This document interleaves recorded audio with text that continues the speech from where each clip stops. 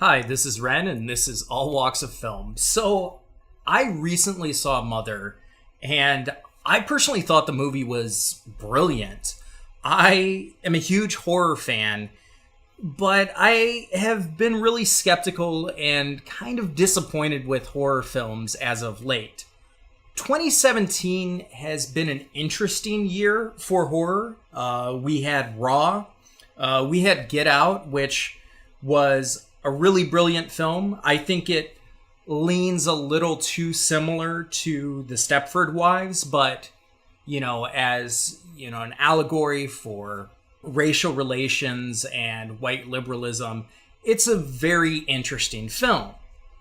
Mother, on the other hand, takes themes and kind of goes all over the place. I think it's very much an allegory for religion and how we treat the earth. Obviously, some of the allegory is something that I'm still trying to wrestle with, which is not to say that it doesn't mean anything. It's just not as blatant as, stuff like Get Out and other things. Good films, but I think this film is reaching at a lot of themes and doing it in a very interesting way. I'm still gathering my thoughts on the film, but I looked at this article from the Observer written by Rex Reed, and holy crap, this guy really did not seem to understand the movie, and pretty much said that this is the worst movie of the century. I think that's a little far. Well, I can understand this movie could be divisive. Wow. So the article is called "Mother is the worst movie of the year, maybe century." This is the same year that the Emoji Movie came out, but I guess he just ignored that fact. From the idiotic drug addict hokum Requiem for a Dream to the overrated and overwrought and overhyped Black Swan, which I called a lavishly staged repulsion in toe shoes, the films of whack job Darren Aronofsky have shown a dark passion for exploring twisted souls in torment.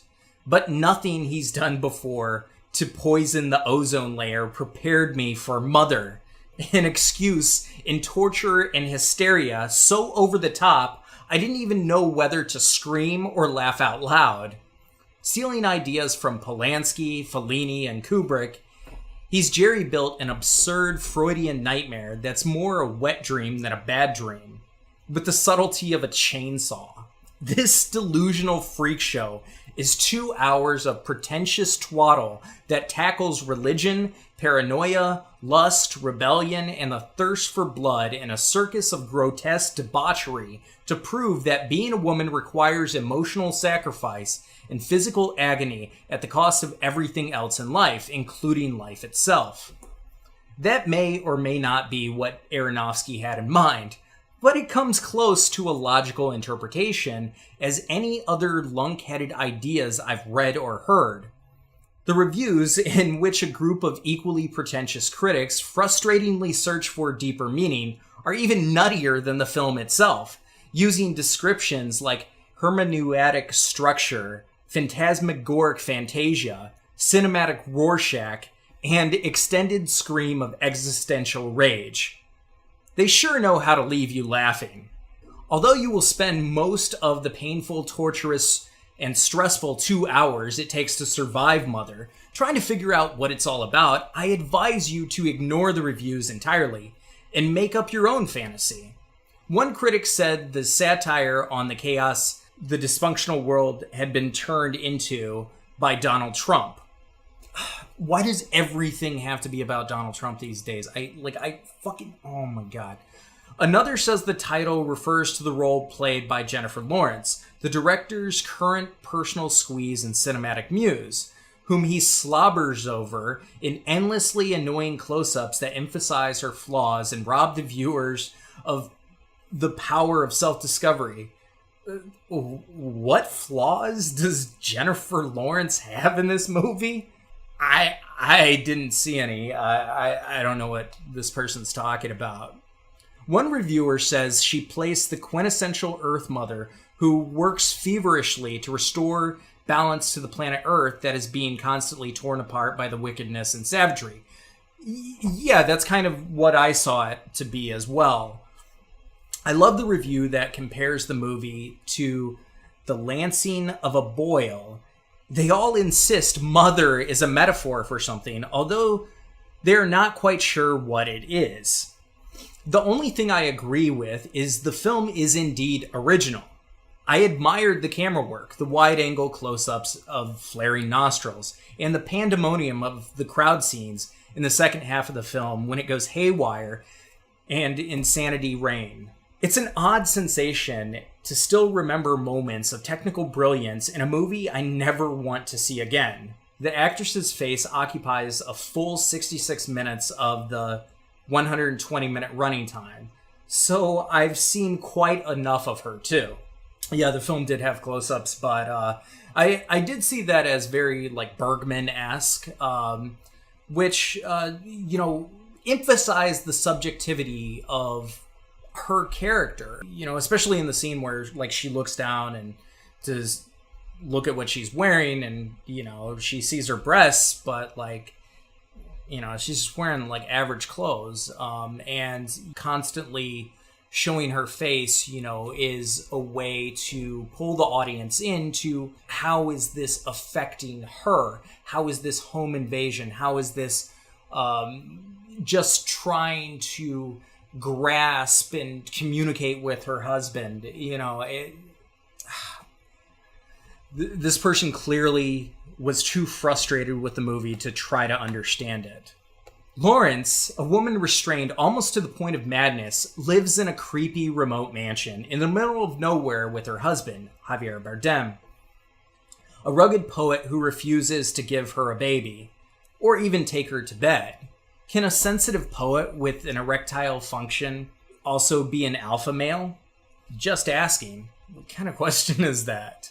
I didn't see anything about an erectile dysfunction in the film. I don't know what this person's saying.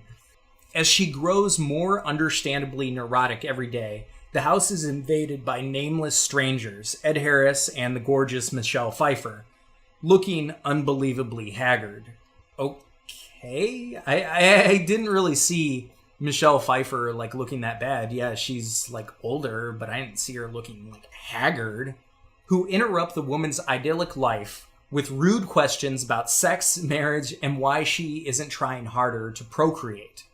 Every effort to throw them out is thwarted by her husband, who craves attention and idolatry from his fans. Then their two sons arrive, bringing violence and mayhem. Dishes smash, furniture is demolished, a murder is committed, a mysterious bloodstain appears on the floor, opening up a hole to the story below.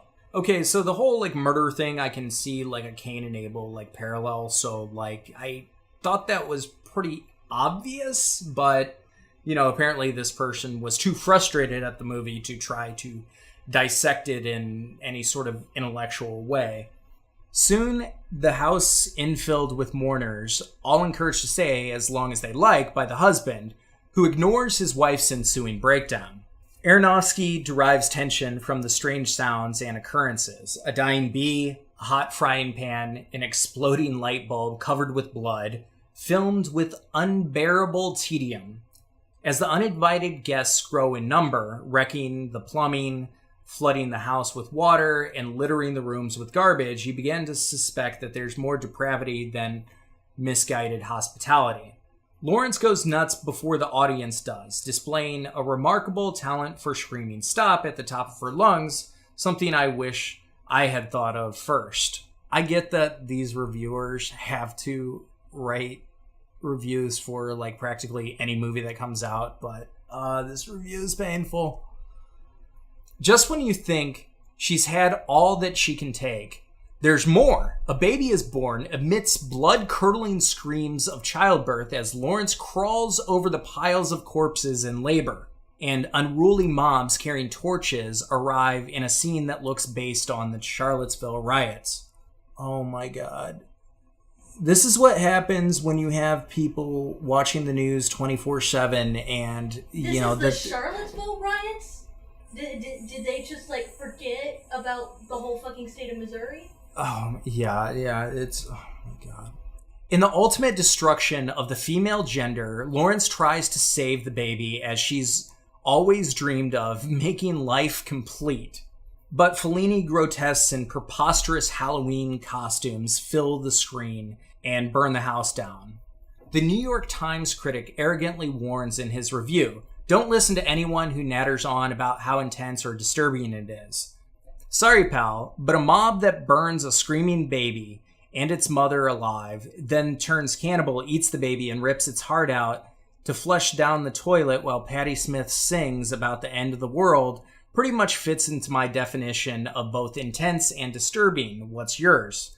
Okay, first of all, while they did eat the baby in the scene, she was the one who set the house on fire. Oh my God, did this person watch the movies with their eyes closed? I think they did. I think this person covered their eyes during this scene, which I understand, but you lost some stuff there. Oh my God. Nothing of Mother makes one lick of sense as Darren Aronofsky's corny vision of madness turns more hilarious than scary, which so much crap around to clog the drain. I hesitate to label it the worst movie of the year when the worst movie of the century fits even better. Oh my God. I get it. This person was really unsettled by the movie, but the fact that you would call this movie the worst movie of the century, I mean, that's a pretty harsh indictment on the movie. I don't see it. I mean, honestly, I think this is the best movie of the year and one of Darren Aronofsky's best. Which is not to say that this movie isn't going to be divisive.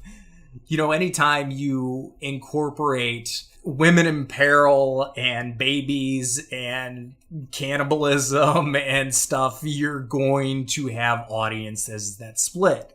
I will say, for modern basic audiences, this is probably the most extreme thing they've seen in a while.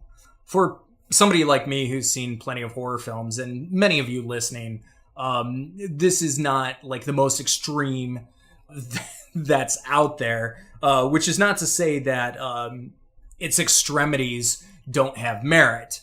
I think pretty much everything in this movie has merit. I think the whole scene with the baby, is sort of reminiscent of the Christ story in many ways, sacrificing, your only child so that humanity can be restored and all that kind of stuff. But not really. This is a cycle that's just going to repeat and repeat, which one of the things that when Casey and I reviewed War for the Planet of the Apes, a theme that we've started to see in a lot of films is movies tackling the idea of the cyclical nature of violence. And I think that Mother does a great job of capturing that, especially during that hypnotic, horrifying experience that Jennifer Lawrence experiences in this movie. Also, yeah, the reason why I'm not saying names in the movie is if you look at the end of the credits, nobody is named. I honestly really like when movies do this, but I understand that it frustrates a lot of people, but especially with some of the themes, which I'm still trying to piece together. Sorry, I did see this film for the first time today, so it's going to take me another view to fully grasp my interpretation of the movie. I'm probably more than that, but that's not to say that he isn't trying to say something, which is what this article seems to be saying. And yeah, wow.